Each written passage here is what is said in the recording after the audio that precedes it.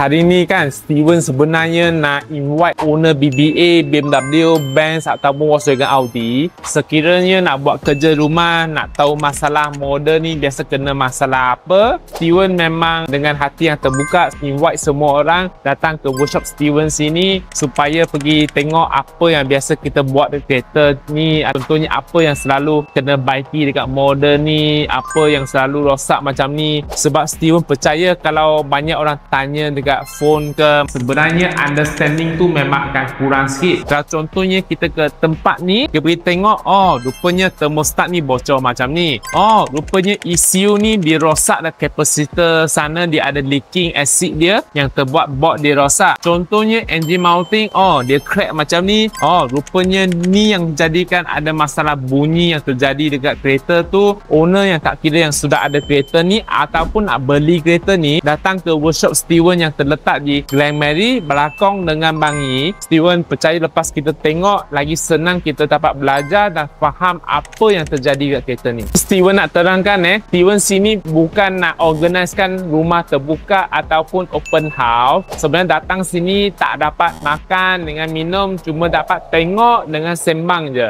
Staff Steven sini mereka masih ada kerja masing-masing. Mungkin ada masa kita akan terabai customer macam ni. Harap anda semua bersabar banyak sikit. Kalau bagi masa, kita mungkin akan terang satu persatu.